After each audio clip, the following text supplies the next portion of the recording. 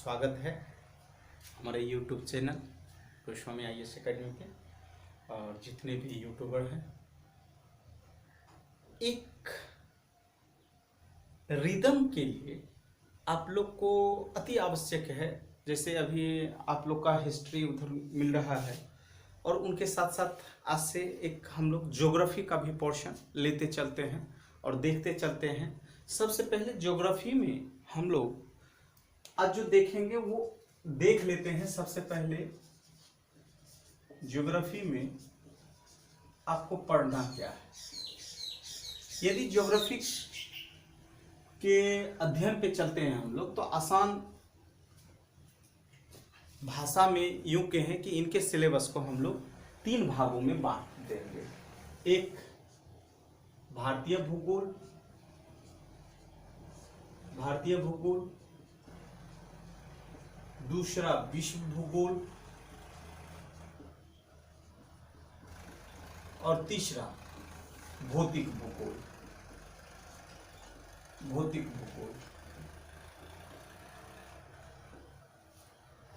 इसे 3 भागों में बांट करके हम लोग देखेंगे। फिर हम लोग भारतीय भूगोल भी देखेंगे तो इन्हें हम लोग 3 भागों में बांटेंगे। एक भारत की संरचना या बनावट, दूसरा भारत की आर्थिक भूगोल और तीसरा मानवीय भूगोल।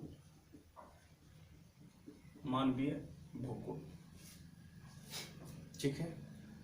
भारत की संरचना या बनावट में चलते हैं तो इसके तहत सबसे पहले हम लोग देखेंगे भारत की अवस्थिति।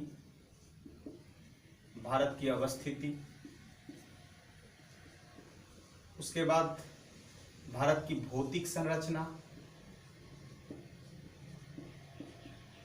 फिर उसके बाद अपवाह तंत्र, उसके बाद हम लोग देखेंगे मिट्टी, उसके बाद वनस्पतियां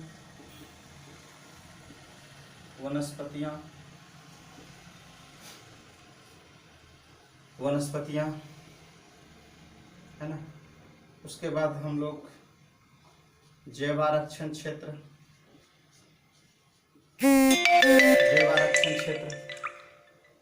उसके बाद हम लोग देखेंगे विविध पहलू। वहीं आर्थिक खंड में हम लोग देखेंगे कृषि, खनिज और परिवहन। वहीं मानवीय भूगोल में हम लोग को स्पेशल जनसंख्या प्लस विविध पहलू, इतना हमें भारतीय भूगोल में देखना है। विश्व भूगोल में आप लोग को जो 7 महादेश हैं उसे हम लोग को देखना है। जैसे ऑस्ट्रेलिया,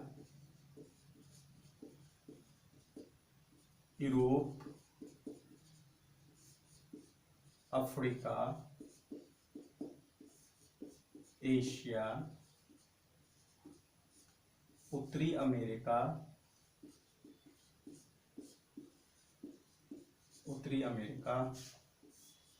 और दक्षिण अमेरिका और अंटार्कटिका। इतना हमें विश्व भूगोल में देखना है। उसके बाद भौतिक भूगोल में हम लोग देखते हैं वायुमंडल,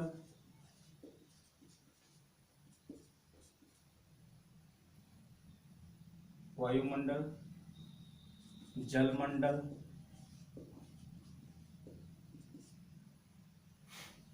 भूमंडल और जैवमंडल। भू को जगह स्थल मंडल भी हम लोग बोल सकते हैं, और जैवमंडल।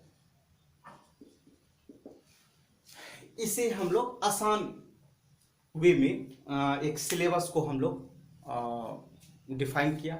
और इस सिलेबस में हम लोग जब देखते हैं तो ये देखने का प्रयास करते हैं, और इसमें एक चीज और, मानसून है ना। चलिए, ये भारतीय भूगोल, विश्व भूगोल, भौतिक भूगोल। भारतीय भूगोल में भारत की संरचना या भारत की बनावट और भारत में खास करके क्या क्या है वो हम लोग स्पेशलाइज देखेंगे।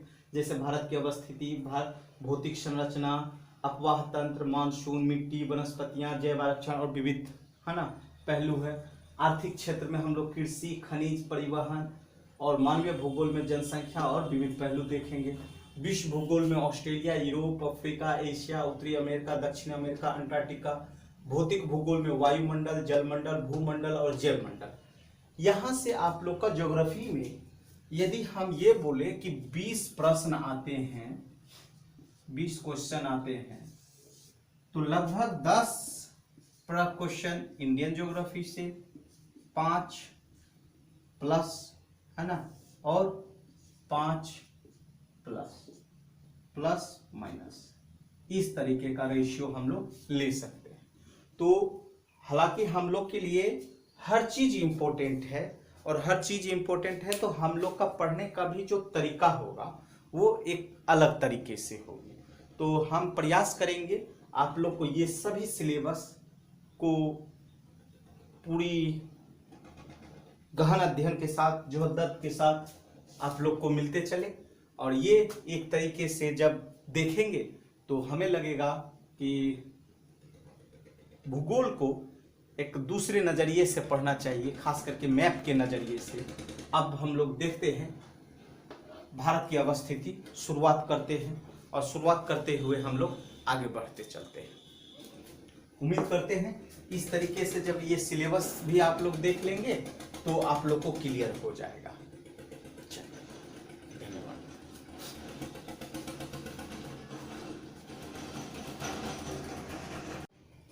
उम्मीद करते हैं आप लोग को क्रमबद्ध मिलता चल रहा है। आज जो हम लोग देखेंगे वो देखेंगे भारत की अवस्थिति, भारत की अवस्थिति, है ना। पहला टॉपिक इस तरीके से हम लोग देखते हैं। इसके तहत हम लोग देखते हैं, एक पहले ये समझिए कि ये मेरा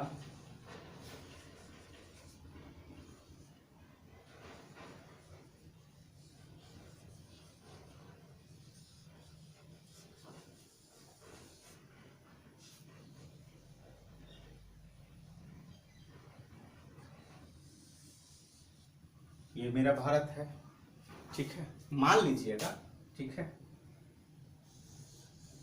ये मेरा इंडिया है, यहाँ पे आपको श्रीलंका।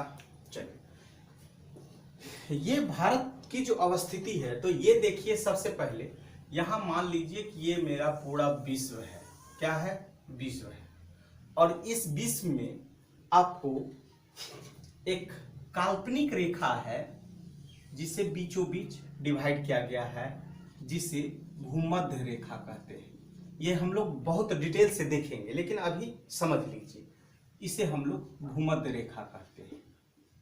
भूमध्य रेखा के ऊपर चलते हैं तो इसे नॉर्थ पोल कहते हैं, और इसे हम लोग साउथ पोल कहते हैं, ठीक है।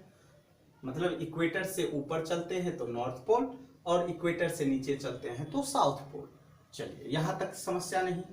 अब जब हम लोग उत्तरी अक्षांश, इधर उत्तरी अक्षांश बोलेंगे और इधर दक्षिणी अक्षांश बोलेंगे, और जीरो के बाद यहाँ तक जाते में एक काल्पनिक रेखा के रूप में ही अक्षांश रेखा, है ना, अक्षांश रेखा यहाँ गुजारी गई है। यदि हम लोग इक्वेटर को छोड़ दें तो 89 अक्षांश रेखा है। यदि इनको काउंट करें तो 1 प्लस हो जाएगा, तो 90 अक्षांश रेखा। मतलब इधर चले तो कितना अक्षांश रेखा? तो 90। वैसे यदि इसको छोड़ दे तो हमारा कितना होगा? 89, ठीक है।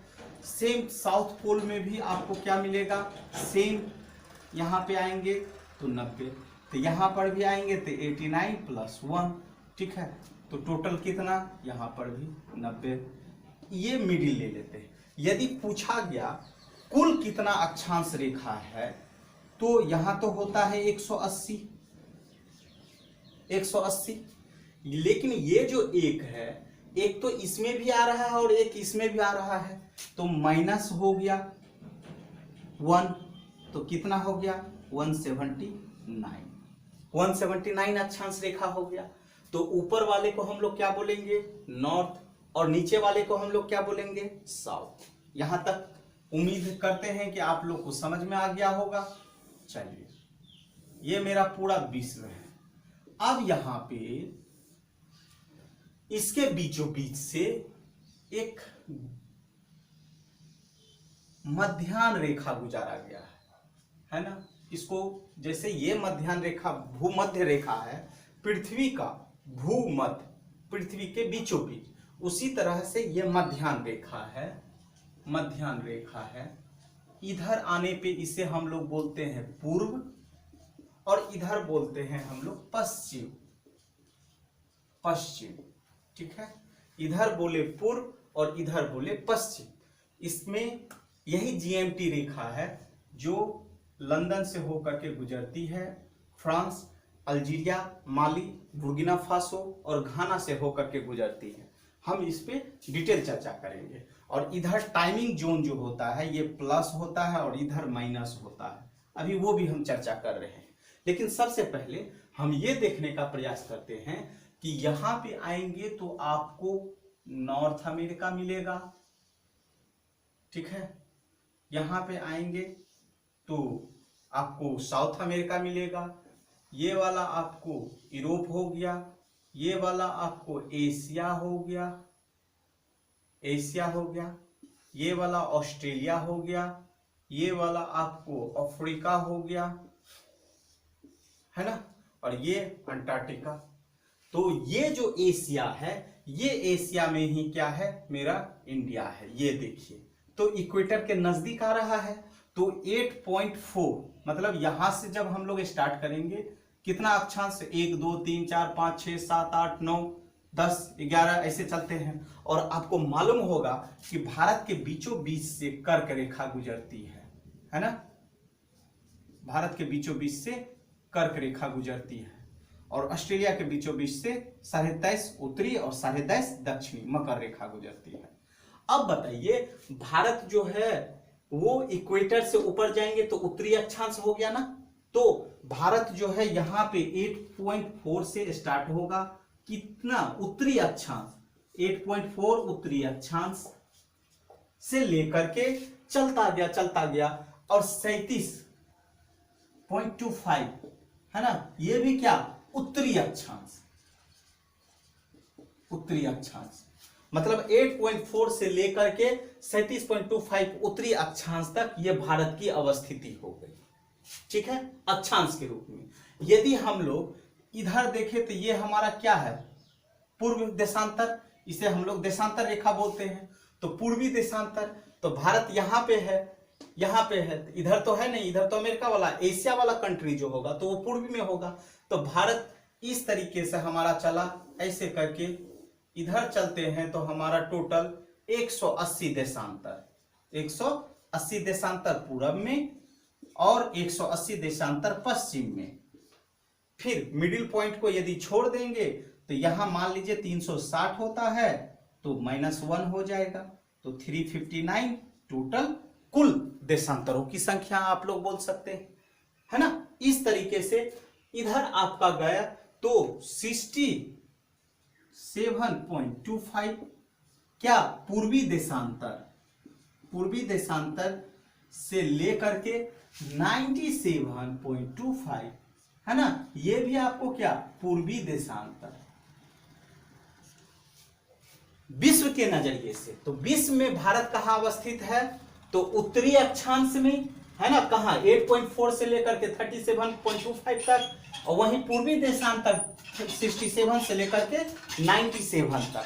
अब भारत में चलेंगे तब स्पेशलाइज इसे कर सकते हैं, ये हमारा दक्षिण हो गया, ये मेरा उत्तर हो गया, ये मेरा पूरब हो गया, ये मेरा पश्चिम हो गया। लेकिन विश्व के नजरिए से हम लोग देखते हैं तो ये पूरी तरह से उत्तरी अक्षांश में और ये आपका पूर्वी देशांतर में। हमेशा याद रखेंगे, क्वेश्चन पूछ देगा कि भारत अवस्थित है दक्षिणी अक्षांश में, ठीक है। पहला दूसरा स्टेटमेंट ये दे देगा, निम्न कथनों पर विचार कीजिए, कौन सा सत्य है, केवल एक सही है, केवल दो सही है, दोनों सही है या दोनों गलत है।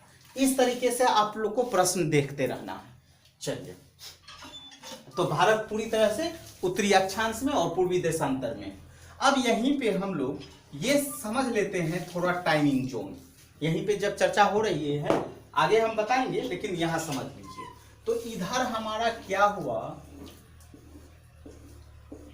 टोटल कितना देशांतर 180, एक देशांतर इक्वल टू 4 मिनट, ये याद रखेंगे, एक देशांतर इक्वल टू 4 मिनट। यदि ये जीएमटी रेखा है, ग्रीन मीन टाइम है ना, मध्याह्न रेखा, ये जीएमटी रेखा है। यदि यहाँ पे लंदन हो या अल्जीरिया हो या माली हो या बुर्किना फासो हो या घाना हो, यदि 12 बज रहा होगा और कोई देश यदि मान लीजिए ये वाला 60 देशांतर पर है, 60 देशांतर किधर, पूरब, पूरब, तो 60 देशांतर पूर्व में है तो वहां का समय होगा, तो इसे हम लोग क्या करेंगे 60 मल्टीपल 4 कर देंगे, क्योंकि एक देशांतर इक्वल टू 4 मिनट है ना, 0:24 है ना। अब इसे हम लोग 60 से भागा दे देंगे घंटा में, है ना, 6 चौके 24, 4 घंटा। यदि यहाँ 12 बज रहा है तो इस देशांतर पे कितना बजेगा, 4, है ना। उसी तरीके से इधर चलेंगे तो आपको सभी चीज क्या होगा, माइनस में डिनोट करना है। इधर समय प्लस होता है और इधर समय माइनस होता है, ठीक है, कोई दिक्कत। चलिए, अब इंटरनेशनल डेट लाइन जब बताएंगे, 180 जब मिलता है तब इंटरनेशनल डेट लाइन है, अंतरराष्ट्रीय तिथि रेखा, और वहां से दिन का अंतर हो जाता है, ठीक, वो वर्ल्ड के नजरिए से हम बताएंगे। तो तत्काल आप लोग यह समझ गए होंगे कि एक देशांतर पूरब चलेंगे तो 4 मिनट बढ़ेगा, एक देशांतर पश्चिम चलेंगे तो 4 मिनट घटेगा। तो हमारा पूर्वी देशांतर में है तो यहाँ जीएमटी से हम लोग कितना घंटा आगे हैं, 5.5 घंटा। कैसे, अब प्रूफ कर लीजिए। भारत का मानक समय क्या है, जीएमटी 82.5 मल्टीपल 4 कर दीजिए तो आपको 5 घंटा 30 मिनट आ जाएगा, है ना, इस तरीके से। चलिए, ये उत्तरी अक्षांश हो गया, 8.4 उत्तरी अक्षांश। अब यहीं पे देखेंगे भारत का सबसे, है ना, उत्तरतम बिंदु क्या हो गया, इंदिरा कॉल, ये वाला इंदिरा पॉइंट, है ना, पॉइंट पिगमिलियन, है ना, अन्य भी नाम है इन्हें। ये वाला पश्चिमी बिंदु हो गया सर क्रीक, और ये वाला हो गया आपको वलांगू। भारत का एक तरह से चौथी बोल सकते, सबसे उत्तरतम बिंदु इंदिरा कॉल, सबसे दक्षिणतम बिंदु इंदिरा पॉइंट, सबसे पूर्वी क्षेत्र वलांगू अरुणाचल प्रदेश, और ये इंदिरा पॉइंट आपको अंडमान निकोबार, ये आपको जम्मू कश्मीर, और ये आपको गुजरात। सबसे पश्चिमी क्षेत्र कौन सा, गुजरात। तो ये मेरा भारत का एक तरह से सबसे उत्तरतम, दक्षिणतम, पूर्वोत्तर और पश्चिमोत्तर बिंदु हुआ, ठीक है। इन्हीं के साथ साथ अब हम लोग ये देखने का प्रयास करते हैं कि ये जब विश्व के नजरिए में भारत की अवस्थिति देख लिए तो इस भारत में वर्तमान समय में 28 राज्य, क्या है, 28 राज्य प्लस 9 केंद्र शासित राज्य, केंद्र शासित राज्य, है ना। ये अब देखिए, इसे हम लोग आसान तरीके से देख लेते हैं हम लोग कि ये मेरा भारत है, इस भारत में हम लोग देखते हैं इस तरीके से, ये जम्मू कश्मीर का 2 पोर्शन दे देते हैं, ठीक है। ये जम्मू कश्मीर और ये श्रीनगर वाला पोर्शन। इसके नीचे आ जाते हैं तो पंजाब, इसके नीचे आ जाते हैं तो राजस्थान, और ये वाला पोर्शन जब भी होगा तो गुजरात। ये हिमाचल प्रदेश, ये उत्तराखंड, यहाँ आ जाते हैं हरियाणा, ये वाला बीच में दिल्ली।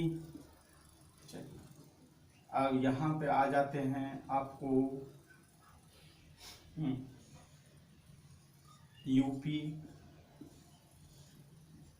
बिहार, झारखंड, और यहाँ से ऐसे मिला देंगे, ऐसे मिला देंगे। ये मेरा हो गया वेस्ट बंगाल। यहाँ तक कोई दिक्कत नहीं। ये जो निकला हुआ है ये आपका हो गया सिक्किम, ये हो गया आपका मध्य प्रदेश, ठीक है। यहाँ पे आ जाइए, ये छत्तीसगढ़, ये वाला हो गया आपको उड़ीसा, ये हो गया आंध्र प्रदेश, ये हो गया तमिलनाडु, और यहाँ हो गया तेलंगाना, और ये वाला हो गया आपको केरला, ये वाला कर्नाटका, यहाँ आ जाएंगे गोवा, ये वाला पूरा महाराष्ट्र, ठीक है। इस तरीके से हम लोग राज्य देख लेते हैं। तो अब सिंपल सा देखते हैं, 1 2 3 4 5 6 7 8 9 10 11 12 13 14 15 16 17 18 19 केंद्र शासित को छोड़ देते हैं, 19 20, और यहाँ 7 सिस्टर असम को ले लेते हैं यहाँ, और यहाँ अरुणाचल प्रदेश, नागालैंड, मणिपुर, ये मिजोरम, ये त्रिपुरा, और ये असम। अब आपका जो है हो गया 28 राज्य, मेरे ख्याल से पूर जाएगा। आप लोग को देख लेते हैं हम लोग, है ना। 1 2 3 4 5 6, 1 2 3 4 5 6 7, असम, अरुणाचल प्रदेश, नागालैंड, मणिपुर, मिजोरम, त्रिपुरा, और यहाँ मेघालय, अरुणाचल प्रदेश, नागालैंड, मणिपुर, मिजोरम, मेघालय, ठीक है। 1 2 3 4 5 6 7, 7 सिस्टर, 1 8 उधर ले लिए, 9 10 11 12 13 14 15 16 17 18 19 20 21 22 23 24 25 26 27 और 28 आपका पूर गया। तो अभी वर्तमान में कितने राज्य हैं? 28 राज्य, ठीक है। और केंद्र शासित आपका 9 है, तो केंद्र शासित को हम लोग ये देखेंगे। अब यहाँ पे ये देखेंगे हम लोग कि इधर चलेंगे तो आपको बंगाल की खाड़ी मिलेगा, बंगाल की खाड़ी मिलेगा। इधर चलेंगे तो आपको अरब सागर मिलेगा। आपसे टोटल क्वेश्चन ये कभी पूछ देगा कि भारत के कितने राज्य हैं जो समुद्री सीमा को लगाता है। तो समुद्री सीमा को लगाता है तो टोटल कुल जो होगा वो कितना होगा? 9, है ना। 1 2 3 4 5 6 7 8 9, है ना। क्या हो गया? 9। अब 28 में से 9 हम लोग हटा देंगे, ठीक है। 28 में से 9 हटा देंगे, प्लस इन सभी का हम लोग जो देखेंगे राज्य के साथ साथ इसकी राजधानियां भी हम लोग देखते चलेंगे, राजधानियां भी देखते चलेंगे। उसके बाद इस भारत में इधर समुद्र है और इधर आपका पड़ोसी देश है, ठीक है। तो लेकिन भारत के 4 राज्य हैं जिसे लैंड लॉक्ड बोलते हैं, स्थल अवरुद्ध, लैंड लॉक्ड, स्थल अवरुद्ध, अर्थात ना तो वो समुद्र से सीमा लगाता है ना ही कोई देश के साथ, है ना। वो कौन कौन सा है देखिए।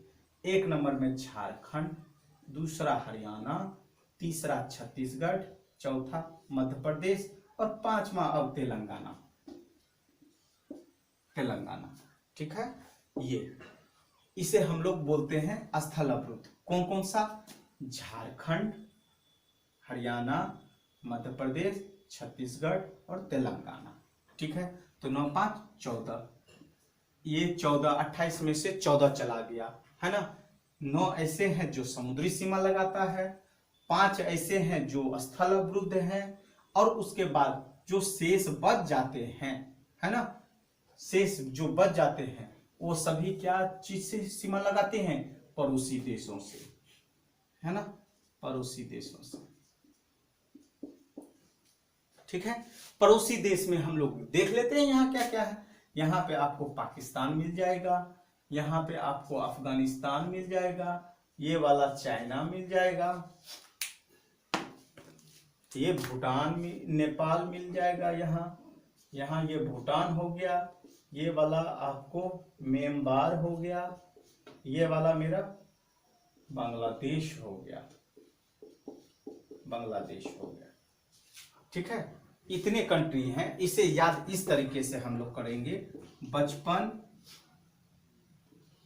बचपन में MBA किया।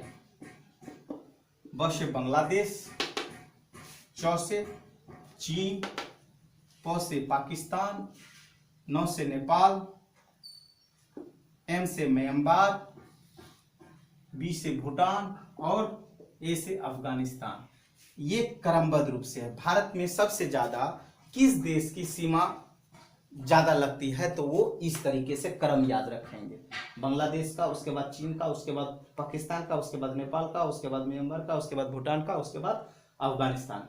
इसमें देखेंगे कि भारत के कौन कौन से राज्य हैं वो भी सीमा लगाती हैं। तो यहां तक हम लोग देखेंगे, ठीक है। तो अभी बेसिकली हम लोग ये चीज देखें कि भारत में कितने राज्य हैं और केंद्र शासित राज्य हैं, प्लस भारत के कौन कौन से ऐसे हैं जो राजधानियां हैं वो समुद्री की सीमा के साथ लगाता है, या राज्य है जो समुद्री सीमा लगाता है। तो ये आप लोग क्वेश्चन बारीकी से देखेंगे, और इसके लिए आपको क्या करना है, एक एटलस बुक जरूर ले, एक एटलस ले। दूसरा NCERT book, NCERT book class 6, 7, 8 और 11, 12, ये एनसीईआरटी बुक जरूर पढ़े, ठीक है। इसके बाद जो हम लोग देखेंगे, ये कर्क रेखा इसके बीचों बीच से गुजरती है। तो कर्क रेखा पे कितने राज्य हैं? 8 राज्य। ये होमवर्क आपका रहा, खोजेंगे आप लोग। तो गुजरात, है ना, मध्य प्रदेश, छत्तीसगढ़, है ना, झारखंड, वेस्ट बंगाल, त्रिपुरा, है ना, मेघालय, सॉरी मिजोरम। इस तरीके से आपको 8 राज्य होंगे, और राजस्थान का भी क्षेत्र जो है कर्क रेखा को लगाता है। तो ये एग्जैक्ट मैप पे आप देखेंगे तो आपको याद हो जाएगा, ठीक है। चलिए, उम्मीद करते हैं इस तरीके से आप लोग का चलेगा तो और भी बढ़िया होगा। और इसे आप लोग देखने के बाद हम लोग फिर ये देखेंगे कि भारत के कौन कौन से राज्य हैं जो भारत के पड़ोसी देशों के साथ सीमा लगाते हैं, ठीक है। उम्मीद करते हैं इसी तरीके से हमारा ज्योग्राफी का एक व्यवस्थित पोर्शन चलेगा।